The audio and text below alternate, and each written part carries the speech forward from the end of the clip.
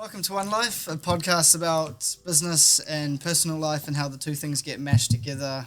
You only have one life, you might as well make it worth it. Today we've got Alistair, Niren and Justin and myself, your host Vinay. Today's topic is about cash flow. Cash flow and cash, I guess, and how to make it better. Let's just talk about some of the things that we're seeing at the moment, how to help some of these businesses. We in this podcast, we're going to try to teach people how we can give you solutions. We're the ambulance at the top, not the bottom. So pre-liquidation. Ooh, you went straight there. Straight Ouch. there. We've had tough times, man. More liquidations this year. I think it's double the liquidations this year in the country than we did last July. So it's quite a bit higher. Where none of you listening are going to get there, so because you're going to listen to us. and your good advice that you hear around. One of the dangers we see a lot is people listening to barbecue chats. Barbecue chats are great, but people who chat to you at a barbecue don't necessarily understand your business. So you always have to think, what is it about my business that makes me different, and how can I apply or take that knowledge that they're trying to share with me and do that? Yeah, make sure you're listening to the expert, you know? And so if you're a business owner, who are the experts you should be reaching out to at the moment? You're looking at them, mate. Yeah, obviously talk to your accountant. I mean, besides your wife, your accountant's probably the other person, or maybe your bank. They don't really care. Just kidding. Your accountant is the one that really looks at your financials and your tax returns, right?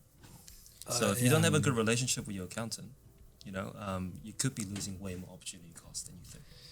What about the person looking after the cash flow? Could be a bookkeeper.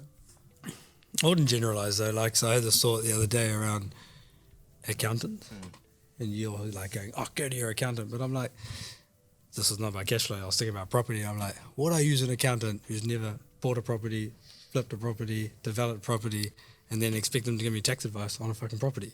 So if you haven't done it yourself, what the fuck? Like, so it's the same thing. Like, they haven't been in business themselves, or they haven't fucking lost money. Like, you know, like, you got to do your due diligence. And no one asked me, very few asked me the question about why pick us or why pick me. Well, I guess you're missing the point that we look after hundreds of people, maybe in the same industry. Yeah. So you can actually see, or you've worked across, say property businesses for the last 10 years. Yeah. You could actually pick up what people make mistakes on, or what makes them win, and apply that to someone else. Yeah, I suppose then the question should be, how many have you done? And it doesn't make you an expert if you've done 10. Well, Are you an if expert you're in this thick in it. industry? Are you expert in this growth? Yeah, so that's just to clarify your how to pick an accountant thing. Yeah. But the people that are closest to the cash are the bookkeepers, aren't they? Totally. Yeah. So the bookkeepers within your own business or working for an accounting firm like we've got, they are so close to the action, right? They can see the money coming in, the money going out. You know, keep it in simple terms. But they have their fingers on the pulse for most businesses on a regular basis, sometimes daily. Sometimes weekly or fortnightly, monthly, whatever it is. But they have their fingers on the pulse, so they're very, very important people as far as cash flow goes and running a person's business, in my view. Is that controversial? I don't know. No, I've got rules around that, though, because you know what happens if people advocate for their responsibility. So the bookkeeper is doing that stuff, is filling in the sheet, sending you a report every week. You have to review it, and you're responsible for the cash. Don't fucking be a business owner and go, that's my bookkeeper's problem. We've talked about It's your money. Yes. Right. So I review think it's important. and responsibility. Yeah. They're on the owners. Yeah. Responsibility and doing are two different things. We constantly talk about that. Because the amount of times the bookkeeper gets hammered for the cash flow problem, Yes. Yeah. it's not their Don't fucking shoot the problem. messenger. No, it's not. No. So how do you talk to your customers about that then? That's literally it. The education is it's your job to review it, and you're responsible for it. Yes. So every week you'll get a report from us or from whoever the bookkeeper is. It'll be in the spreadsheet will be there. The report will be there. We would ask you a whole lot of questions to get there, and then you're responsible. If there's a problem, I mean, it depends if they have like one of us as well. Then it becomes semi our problem too. So then you work together on it. But like I would just say R&R. That's it. Yeah, and it has to be collaborative, right? Yeah. So, and I think, with some businesses, it has to be daily and it has to be weekly. Others, it may be less frequent, but I think that responsibility from the business owner And working together, your bookkeeper, accountant, business owner, working together on that cash flow. I think the frequency thing comes from, when I talk about frequency, I'm like how often you do it. Frequency is important. Obviously, you got to do it more often the worse the cash flow is, in my opinion. Yes. But my point is even when it's good, even if cash flow is good, there should still be a frequency. Totally. And it shouldn't be annual, and it probably shouldn't be 6 months. But it could like be a minimum quarterly. I would say if it's like really, really good. Really? But yeah, I mean like No, I've got clients with no, like no. lots of money, right? Nah, mate. And I've got clients with nothing that don't need it. But I would say be a minimum monthly, Okay, 2 weekly. They must be looking at it more than quarterly. Because if you've got lots of money and it's sitting in your check account, you're missing out on money. Yeah, there's that side there's of that it. too. But there's also if you're doing very well and your cash flow is good, which is reasonably rare in this environment, I'd suggest. But there's going to be leakage, I reckon. That people are going to be haphazard, they're going to be carefree about their money. So there still need to be some responsibilities and accountabilities for the spend more than anything else. Yeah. So I think frequency is important, and then what you just touched on, which is accountability for the spending or money coming in, because there has to be accountabilities on both. There's no point doing work and then billing it and then not having someone dedicated to getting it in. Correct. Like who's your person getting the money in? Correct. So debtor days, right? So what we mean by that is that you send an invoice out, and then how many days does it take before you get paid on that invoice? What's the fastest way to get paid? Direct debit. Well, immediately. So you send Or an prepay. invoice or prepay. So then what, payment terms, so 7 days, Correct. or what, 1 day. Fuck, I went to a lawyer and they had an Ep.12 machine. Yeah. They pay on the way out. Oh, look. Bloody brilliant. I use a plumbing outfit, Yeah. and they have their FMOS machine. They're Right finished there. at my place. I'm there. I'm paying for it immediately. Yeah. So nothing wrong with that, Yeah. just for the record. So People the start shorter to- the better. 7 days, 14 days, 20 days, and probably a bit long, I reckon. Yes. I personally feel if someone's done the work, you have to pay them right there and then. Yeah. There's a The responsibility. fact that they gave you 14 days or 20 days extra to pay the month after, it's really a blessing. Yeah. Right? If you take that for granted, you're just being a dickhead, Yeah. isn't it? But hang on, what if you send me a bill and it's the 20th of the next month and I'm just useless with admin? Is it my fault? Yes. Yeah. You're the dickhead. Accountability, They mate. should fucking take my money before they Correct. leave. Yeah, They didn't I'm even on give me an that. option. You Yeah. send me an invoice That says and it 20 ended up days somewhere plus. else. I don't fucking... Well, every business has T's and C's. If you chose to work with that business, Yeah. right? And if they don't have direct debit, you chose to work with them. You could totally choose someone else who does have But, direct okay, debit. hang on. But What person gives me their T's and C's before they do services? Hardly any. Tradie rocks up, does the job, sends me the bill, T's and C's You're come with talking the about invoice. accountability and who's responsible for it. Aren't you responsible to ask the question then? As a business owner, and businesses like chase the money from me. I I'd guess love to so. pay right now. Just take it from me now I because it's I going to guess become an you issue. treat later. others how you want to be treated, right? I want to get paid on time. So whatever, gardener, lawnmower, plumber, I pay on the day. It's been like this since I know. Fair So enough. yeah, it's just personal standards. I think- I think cash my flow point is problem. you've got to make it easy. No, even you do, you pre-plan it. Don't book that lawn gardening session in for $1,000 if you don't have $1,000. Oh, yeah, true. I would That's suggest simple, that man. you're in the 1%, mate. Yeah. You Oh, are. I in the don't know 1%. about that. Yeah. Yeah, I reckon the people are terrible at paying. Okay, I've got a stat here Oh, Sean, Here we go. here's a data. from Xero that says that in New Zealand, business owners are paid on average 6.3 days late, and the cost to those small businesses each year is $456 million. So Jeremy, whose Sure. responsibility is it now? The person collecting.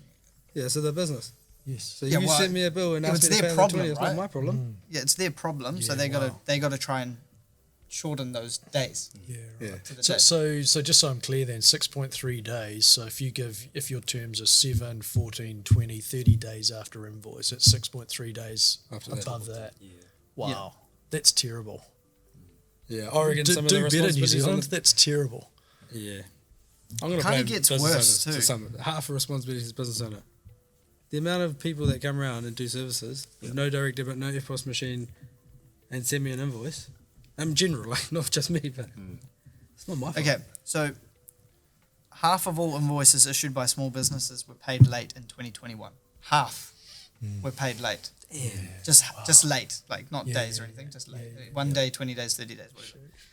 With around 10% being paid more than a month after they were due. Right?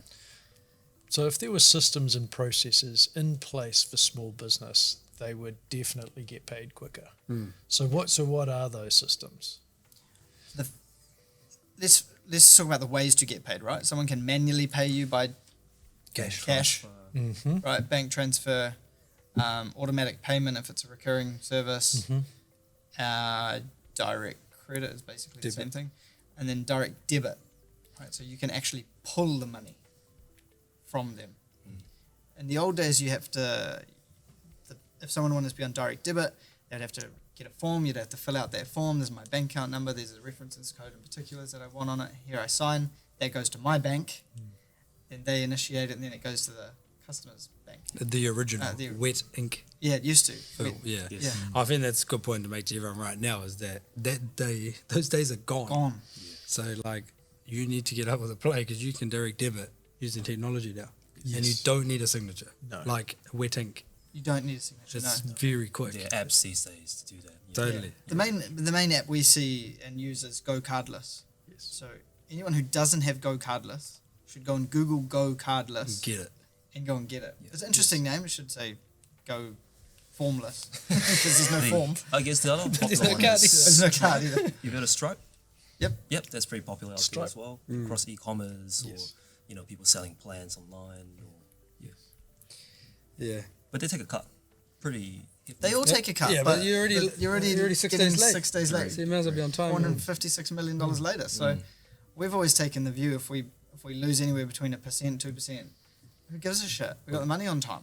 Yeah, and Because you're not paying that 10% extra of the bank. cost for your office manager to chase that bill or your time. Or the People interest on the forget about overdraft. the opportunity The interest cost, on right? the overdraft, If the you jump loans on that a you got call, to take out. yeah, all jump of on a that. call. The sleep that you lost. The sleep that you lost. Okay, so do you guys think that having more ways to pay is a good thing, or having less ways to pay is better? Good question. I'm going to say less. Very few options.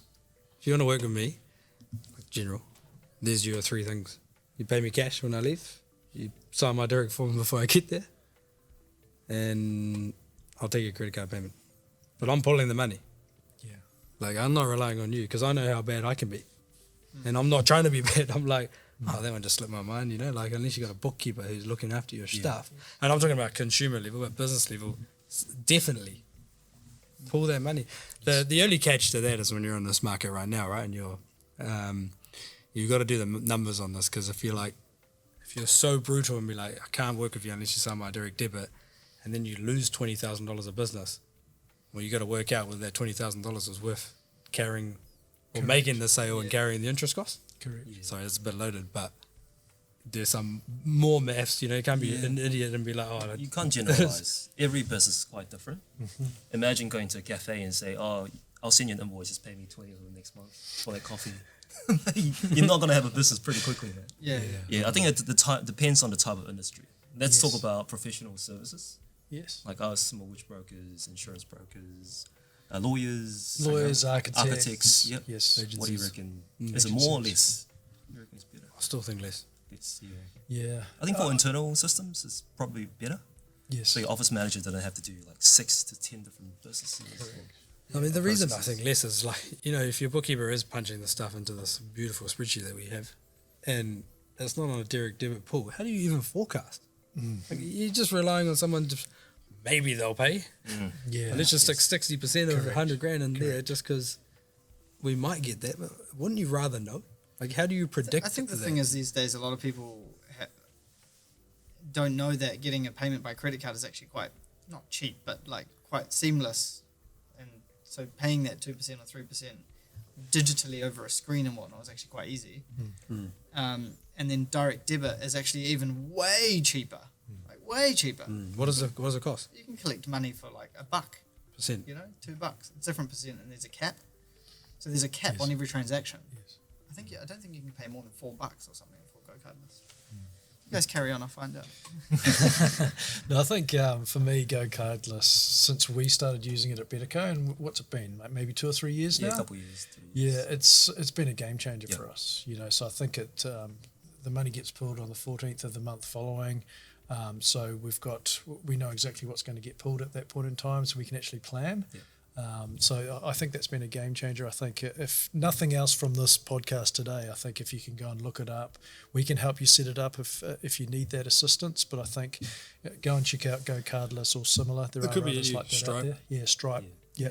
And they all link up with Xero as well, so they're all connected. So all of that is seamless as well. But I think that's These are the one of main added ones. benefits, right? The technology connections and the APIs between the softwares actually connect the two things. So now it's actually reconciled for you. Yes, It's actually cutting out some of the bookkeeper's work. correct. So So there added are benefits to bonus. doing things smarter. Yes. I mean, the first thing that we would do is we'd have a look at an accounts receivable ledger, who owes you money and how old is this debt to you, and we'd start there. But having your systems from any invoices going forward and setting up Go Cardless in that system for any future receipts that you're going to be getting, it's a no-brainer for me. What do you think people don't do it? They're It's out scared there. of not getting the work.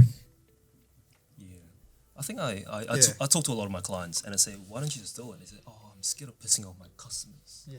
All Right? right. The fear. fear. But Yeah, when I mean- we did it, well, we had a bit of fear too. Oh, it's a bit of, just Yeah, basically well, I taking pushed money. back on it for years. Like, then I was going, no, we need to, I was like, nah, there's no way. It's been in our plan for 10 years to be on direct debit. And we never used to do it. We started it and then we stopped it and then we started it and then we stopped it. And then when Go Cardless came, I just left everyone out of it. And I said to Louisa, I said, this is our target. Because we didn't get anywhere, we didn't get more than, I think it was less than $10,000 a month that used to get. That was the best we got it to with the old way. And then it was like Go Cardless. I was like, let's leave everyone out of this. Let's see what we can accomplish. Yeah. Just being a little bit more stronger and seamless. And we set up some processes in the background to make it a little bit easier for the customer to sign up on Go Cardless.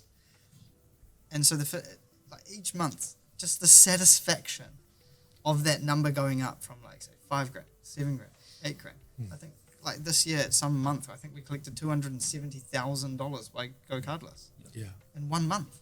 Yeah. So you can certainly Are you pro now, or are you still on the fence? Because it's sort of a little bit contradicting yourself a little bit, because you want people to pay you immediately for the work that you've done, but now you're scared that there's a system out there that you can use to get that money immediately, but you're scared to use it. Yeah, I think initially when it was a thing, I was like, we're in a growth business. We need all the customers we can get. Even Like- though they won't pay you. At the risk of not being paid, yeah. At the risk of not being paid. Like that's so you've got to kind of measure where you're at. And I get it. Like you can be brutal about it and be like, well, if they're not going to pay, who cares anyway? But I'm like, if we get half, it's fucking who cares? Like, there was a time like that. And some businesses, even now, are like, I would rather send the bill and do a debt collection thing than not have the revenue altogether. Like, Yeah. you know, like you just got to. But you're a pretty good assessor of risk Yeah, and correct. personality. Yeah. And for people who are just hungry for extra work for the sake of being hungry for extra work and aren't good readers of people, that's a very dangerous way to be. Yeah, I mean, it's only a small window, right? Like, I think before, I suppose you've got to make sure you have their risk assessment there. Yeah, You've right. got a bullshit filter. Lots of people don't have a bullshit filter, and they can be like, oh, that was a nice person, that was a nice guy. Yes. Everyone's nice Yeah. when they want something. I mean, not saying that, like builders. Everyone's They're nice so until they don't nice pay and they you. just don't get Yeah. paid. I reckon the building industry is the worst. Yeah, I mean, it's because of the balance, the amount that they're getting owed, right? If you Yeah. send someone $100 bill, they don't pay you, you won't You go can broke. wear it. But if it's $100,000 project and you don't get paid, you can't feed your family, you can't feed the boys, the whole business might fall It's a apart. spiral. That's scary, Correct. Yeah. How can let's just use a builder again. How can a builder mitigate that risk? Progress payment, that's pretty common. Progress payment. Yep. Or just have a look at their balance sheet. That's what I would do. Yeah, right. Okay. Yeah. Like the Proof of funds. proof of funds. Or Yeah. the- If you're gonna do a $500,000 project, proof of funds, balance sheet, I'll check it through. Get you your mean accountant to a check it. balance sheet from Personal. the customer? Yes. So there's like almost their statement of position like they Yeah. provide to a bank. Yeah. Yes. That's a great idea. Totally. But yes. then Yes. you're gonna push away people to use builders who don't do that, right? Yeah, but I mean, you're talking about hundreds of thousands of dollars. Yeah. I would take the balance sheet and be like, how are you going to pay me, man? Yeah. Because I've seen it so many times, the builder doesn't get paid. Because And because the drawdown doesn't happen or they didn't have the cash. It's like, well, these guys are actually out there doing renovations with no money. it's like if you're trying to test drive a car, proof of funds, Yeah. rule of life. Well, they call them All tire the kickers. boys know that. Same with business, you got to do your checks. I think some businesses, good practices, maybe a credit check. Do a credit check. Credit check is another thing where technology has taken over. You can do a credit check in 2 minutes now. Just have your online system. But is it useless information? I don't. Personally, I don't think credit checks are the best. I'd rather get a statement of position and a declaration that is true and correct. Yeah, I mean, the clients asked us before for our personal balance sheet. Yeah. It was a fair point. Yeah. Fucking shat myself when I did, but you know. Yeah. Here it is. So how many people have asked you for your personal balance sheet? Was it personal? Just one client. Personal balance sheet or company balance sheet? Personal. Wow. That was in the early days. Interesting. I mean, to their credit, very smart guys. Yes. And business was new Yes. and big contract. Yeah. And so they're like, so if you can't do what you're going to do, how are you going to fund, like, and your business suffers, how are you going to Fair fund question. it? And lucky at Interesting. that time we had owned a property, so I was like, yeah, this is all I have. They just Well, wanted we to won the know client. that we could afford to cash flow and hire staff Yes. because it was a big contract. Yes. Which is great risk mitigation from there. yeah, absolutely. I mean, told me something straight away. Was it a good client? We're still our client now. Still a client today. Awesome. So I think we've hammered the receivables piece, you know, quite a lot. But what about on the payment side and helping people's cash flow and what they're actually spending their money on within their business? So this is where you got to be smart, right? We just said be like that for when you're collecting money. Be the complete opposite the other way, especially when they're big suppliers and big providers. Hang on, so you're saying don't pay people on time now? No. No, I'm not saying don't pay them on time. I'm saying pay them on time, but it's the old saying of if you don't ask, you don't get. So go and ask for longer terms. Ah, right. So you agree it up front. Agree it up front. Yep. Yeah, So I've yeah. got a lot of people, a lot of clients that we've gone to the suppliers and we're on 60-day terms, 90-day terms at the moment. Collecting cash, 30-day terms. Yes. Yep. That window is fantastic. Yeah, that's fucking good. Yeah, Because you're like ripping it on this side and you're pushing it out on that On that side. side. Yeah, You actually, that compounds really, really well. Yeah. That's good. One proviso to that, if you're dealing with smaller business and smaller clients, I probably wouldn't hang them out to dry in that regard. It's the bigger suppliers. Yeah, I said the bigger ones. Yeah. That's good. Don't. I just want to be clear on that. Yeah, yeah. Because you read these surveys that Xero put out, and it's all of the small businesses, right? So you don't want to be the problem on the other side. No, that's right. Yeah. Yeah. You want to pay those people in 7 days. Correct. Yeah. Pay the big guys late. Yeah. I think I was reading the Xero stat the other day. They say an average of 4 businesses out of 10. Oh, sorry. Average business in New Zealand experience 4 negative cash flow a year. 4 negative cash flow months a year. Yeah, right. That's scary, man. There's only 12 months in a year. Yeah, but you're only measuring months. What about the weeks? yes. Yes.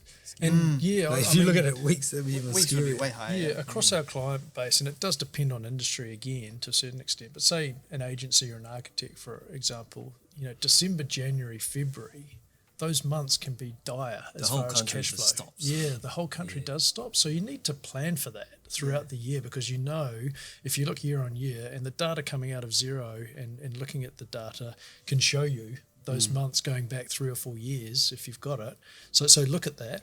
But, getting ready for those months in advance to, I don't know, plug that hole. Totally. Because it's so 4 out of 10 months, and I bet it is December, January, Well, February. we've got December coming up. It's still worse. Like December, Jan's worse, right? Okay, Christmas so party. what are you going to say to somebody who's got it like you're saying it's essentially seasonal? Yes. What are they going to do before December? Well, it's almost too late now, Nah, it's not. isn't it? Nah, Oh, okay. it's We're not. pretty good, man. We can sort stuff in 24 hours. It's not.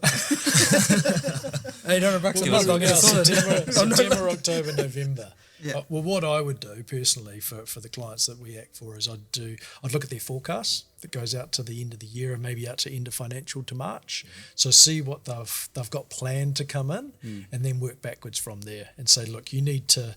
It's looking like you're forecasting your December, January, February months to be light.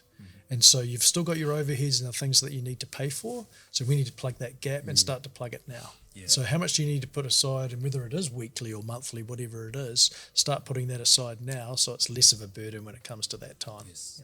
Yeah. It's what we call working capital, right? Yeah. I guess what you want to figure out with the forecast is the bottom of the wave. Because cash flow is not a straight line. It's an up and down. You want to figure out where your bottom is. And during that bad months like Christmas or January, whether you're going to hit zero. If you're going to hit zero or negative, just get an overdraft balance. That works too. You know? There's a great dashboard on Spotlight reporting that there's 6 squares, and I always use this one called Cash on Hand, and it just shows month on month the top balance of the bank balance, the bottom, and the average for the year. It puts a line in the average. So you can very quickly, if you were like a planner, you could be like, oh, what was December last year, bottom, and if it was negative 50,000, and say the average is normally around positive 60, and you could go, oh, I need to go talk to my bank just about getting a 90-day overdraft and just make it $50,000 or $60,000 overdraft. I actually would sleep happily. Santa gives everybody presents through Christmas. Have a great New Year's Eve. Come back to work. Yeah, I'm in overdraft, but it's going to come back right because look at this. My cash on hand was actually Correct. Because I mean, the easiest thing is to drop 50 grand into the bank account. But what is the cost of your 50 grand? Right? Are you pulling other levers? Are you losing opportunity costs in the business? Are you not investing in that property and things like that? So getting an overdraft is probably a cheaper way. It might charge you 10% or plus. Not mine to all, plus some. Yeah. or less. Yeah. You got. Oh man, I'm stressing out. Like, I just don't know how people are going to manage this without some support. You know, like it's not something that business owners are skilled in, and like it's a product that's not very sold a lot of. Like, you can't just ring up your accountant and be like, mate, can you help me with my cash flow? They'll build you a 12 months cash flow forecast, and it's useless. Yes. Like it doesn't help you. And I hand on heart think that tool we built is the way. That's you need someone that that was going to be my next week. question: is what systems are out there that are best of breed right now that you're using with your clients for cash flow? An Excel sheet. Starts with E, ends in L. Don't fucking use anything else. Exactly. Not for your forecasting, not for your cash It wasn't flow. a trick question. Software is not the answer. I mean, Float, I've heard of Float. Good things. No, I don't know. I tried wouldn't it get before. Have you If tried you're it? a small business, it's easy. If you have one bank account or two bank accounts, pretty easy with Float. Really? But if you have 6, 7, you have 20 staff, you have multiple ODs and all Credit those things, cards. And you got your personal debt and your finance, man, it's just way too hard. you Excel just is probably... That's right. Yeah, it so- can So work. we've built that template and we use it for BetterCo. Yeah. You know, and we're a pretty sizable business now, and we use a spreadsheet for our cash flow. Mate. And it's daily, right? It's daily. Yeah. Updated weekly, but Yeah. so frequency is weekly, data is daily. Yes. It's unheard of, a daily forecast. It's so good. So what if you're a business owner and you don't know how to use Excel? Are you just fucked? Now, so this is where I didn't quite finish what I was saying right at the start. Went on this tangent about frequency, but I was trying to get at frequency is nothing without a person behind it, and a knowledgeable person with the right data. So I've had people who have high frequency, and then shit data and shit person doing it. They're not even doing anything. They're just like, it's like, do you know what you're forecasting here, buddy? You don't know anything. You're just putting in numbers every week. Yes. And every week, every week is wrong. So like, sometimes you actually got to reflect. What did we say it was going to be at the end of this month? And what is it actually? Are we actually forecasting right? Yes. Is the frequency right? Do we know what we're doing? So I think we're talking about accountants, but I sometimes think like Justin said right at the start, it's the person, I reckon the person who should be doing it is the person who's closest to the data. And it's quite often not the business owner. It's quite often a bookkeeper or like a financial controller Yes. or somebody like that who actually understands the little bits of detail that really help the forecast be accurate. Yeah, sometimes the operations manager, because they're on the tools, they know when you're going to get paid, they know when payroll's going to go out and things like that. Yes. Yeah, I think they're, like Naren said, the accountants sometimes will just bang you out a forecast over 12 columns in Excel and say, hey, here's your annual Which is great for the bank. Yeah. Yeah.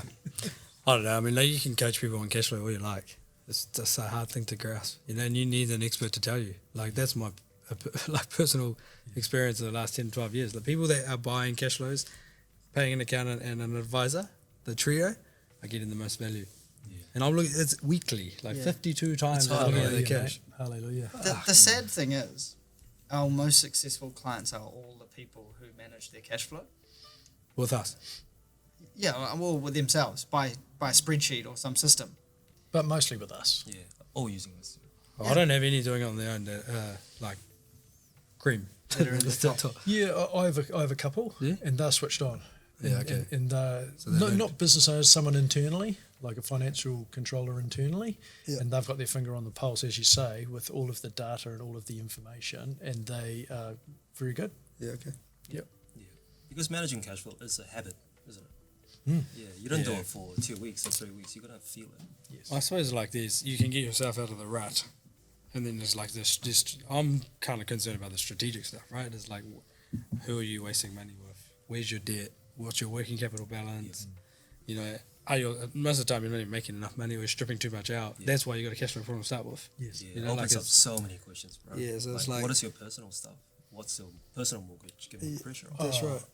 That's so important as well. And looking at the different buckets within your reporting package and whether it's zero and what you're spending your money on a weekly and monthly basis.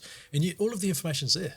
Yeah. So you can we as advisors and accountants can question and push and say, look, do you need to spend your money here? Why are you spending it on that? But then again, to your book, because those are business expenses that you can really nail in and drill in on and just see what the detail is. I mean, we've gone through an exercise internally with our software and IT spend, and we've culled that right back because we were paying for stuff that we just didn't even use, So there's a lot of leakage within businesses that you can look at, and that will definitely help cash flow. But the biggest one, and this is controversial maybe, but drawings. How much money are you actually taking out to live your life outside of your business? Yeah. So I got and cash this is flow OneLife, right? So, Yeah. Where's the someone rings you? Where's cash flow problem? Straight to the balance sheet. Check the current account. There's your fucking problem. Yeah. How big? And then next week, how big's your mortgage? Okay. Well, actually, the Oh. business is not the issue. It's probably your house. Your car repayments, mate. It's probably that Audi and the Porsche sitting in the driveway on tick. but it's not even being funny, and this is quite serious, but a lot of people take their money out as drawings to live their lifestyle and don't pay tax. Yeah. So there's this big tax liability that's on the balance sheet, and they haven't paid it because they've stripped it out for themselves. Yeah. So I think, this is about cash flow, but I think a lot of business owners need to look at themselves in the mirror. I'm glad and you just brought up tax. Yeah. Because a couple of years ago we put in that new plan, the tax plan. So sometimes forecasting your cash flow on your entire business is difficult. But not sometimes. Most of the time is quite difficult. But you can actually forecast cash flow for particular things, right? So we now forecast tax for clients, and we set up separate savings accounts, and we just use that for tax. And so the goal is to have a single amount that you're saving every month to try and get there. So you don't have to do the whole shebang. You can just pick a couple of things that are like really, really quite difficult. Probably wages and salaries, I would say. Yep. Especially for seasonal businesses. And tax is always that thing that hits people between the eyes and they don't expect it. And they're like, oh, didn't expect that. It's like, well, you should have. I mean, Happens if every you year. set up certain rules, right? Like if I need to have at least 5 pay runs in my bank account at all times, that's a bare minimum. If shit hits the fan, you can still pay your boys for 5 cycles or girls, right? So that's a good measure. Is that enough? Like, No, working- I mean just a minimum. Every Yeah. business is quite different. Yes. You know? Yeah, like we I reckon always you gotta get that try and balance get to working capital like three times expenses, for example. Yeah. But sometimes you can just set up a separate bank account, like Alice is saying, for wages, and you can just always have 5 times wages in there. That's like wages are always protected now. Or just figure out what your break even is or your minimum is and just times it by 3. Yeah, I think it's really in this environment that we live in, and over the last sort of 12 months, for people to have excess money and 3 months cover and all of that, you're dreaming. That's Yeah, hard. it doesn't You're happen. 100%. Well, it's getting dreaming. depleted now, right? Yeah. Even if you had Well, it, it's depleting getting it, depleted. But most people didn't have it to start with. Yeah, well, that's You know, tough. so that's the toughest thing. Yeah, So I that's think tough. we're talking about something that needs to take some planning to get to, and in this environment at the moment, I think it's really hard. I think you do it in stages, right? You make a plan to clear up your debt first, and your tax debt and your GST, and then you work on putting the working capital, and you work on paying yourself a good amount first. So it takes a long time. It might take 3 or 5 years to build that. Yeah, it's not an Yeah, overnight thing. I Sure, don't, that's a long time. it's a long time for me. I don't fuck around like that. To me, that's a long time, and life's too short and all of that. I'm like, it's like this saying at the moment that's doing my head in. Survive here till we go. 25. Oh no. What the fuck are you doing in 2024? There's still months and months left. Like, I had a meeting with a client this week, and I said, have you counted the working days out for the rest of the year? Have you counted your weekends out? Have you figured out how many days you've got left for the year? She said, no, I haven't done that. I'm like, well, can you do it? She's like, what, now? And I'm like, yeah, now. Open your phone. Like, it's not hard. How many? Counted it out. Which she had 16 weekends, and then there was a wedding in there, so it came down to like 14 weekends or something. And she has to achieve these things by January, and she was like completely shitting herself because she only had 14 weekends left to deal with these things. And I was like, I can see the anxiety on your face. Yes. You don't need to feel the anxiety, you just need to get to work. Yes. And that's, you've hit the nail on the head right there. You've got all of these days between now and 2025 to take action. That's right. And every single day you can take some action. Yeah. Yeah. You don't have to like, oh my God, I'm just going to try and I'll go to sleep and then I'll wake up and it's 2025. You know, that's just a joke. Yeah. You know, you've got so many days between now and the end of the year to take action. Yeah. Take action now. And the only closing thing I said to her was like, if it doesn't happen, don't feel bad. As long as you tried your best during those 14 weekends. Yes. You just got to try your best and get to work a little bit. If nothing, what she's got to achieve is completely achievable, by the way. It's not like... Pie in the like sky. it's not like pie in the sky. Oh, like retail's down, hospitality's down, all these sorts of things. It's not like thinking, oh, I've just got to get to work and open my shop earlier and all of that, and people will just come to the door. It's not that conversation. Yes. It's a lot harder if you're in retail, for example, and hospitality. The sun is coming, hospitality people. So. Fucking earth, it's coming. Yeah. Yeah. Keep hanging on that one. Interest rates coming down. It's coming. Yeah. Okay, any other thoughts on what people can do before 2025 hits to close this conversation out? Yeah, I think watch your seasonal slowdowns and watch that wave. Yeah, find the bottom of the wave. If you're down in December, January, make a plan ahead, and factor in cost inflations. Yeah, I think everyone's going to rise the price anyway. Yeah, every year. So when you do a forecast, don't do the same numbers last year. Factor in like a 5% or 10% uplift. I'd take stock of where it's at, like for sure. Get the right people in place, and managing the cash flow. Review and responsibility is the business owner's job, for sure. And then I was just touching on like strategic plays. Use your fucking tax money. If you need it, you can borrow it back now through taxi, legitimately. Yeah, look at the taxi. Like, no brainer. I mean, before we used to borrow it from IID and just let them know we're going to pay late, and they were happy. Yeah. Don't do that without an advisor. Yes. Because you get your fucking thing in trouble. But yeah, like strategic plays for cash flow is probably the focus, not just managing it. Yeah. For me, I think we need to be real. I mean, it is tough out there, and we've seen some hospitality businesses fold and go under. So they have tried to survive, and they didn't. You know, so I think we need to acknowledge that it has been hard. Totally. But I think, I'm a positive guy, so it's always stay positive. Spring's here. Spring has sprung, as they say.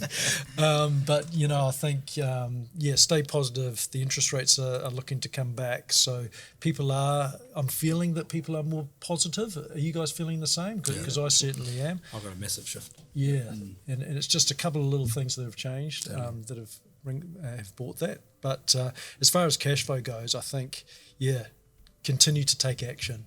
Don't wait. Hope is not a strategy. You've just got to keep pushing.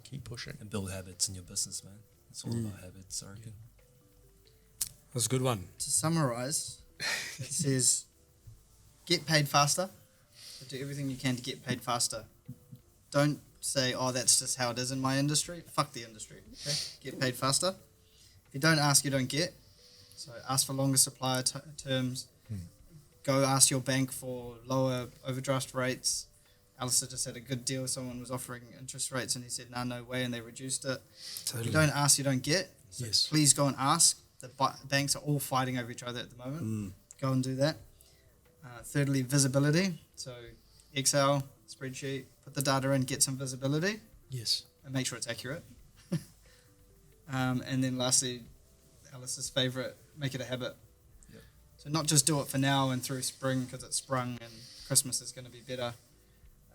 But even when we come back next year, I think hopefully you've built that habit and then do that all the way through the year. So next year we don't even have to have this conversation. Yeah, and if your accountant's average, come see us. We'll sort you out. In 24 hours. I'll just do that part. It's easier. Yeah, don't wait till Christmas. Come down. Anything else? Nah, that's a good one. I think that was a good one. That was a good one. Yeah, Cash some flow. good tips there. Yeah, we could talk forever. That's a winner. Probably all day, all week, actually, on cash flow and how to improve that because we love it. Mm. We love money. But that's a wrap. Thank you very much. Awesome. Thanks, guys. Cheers.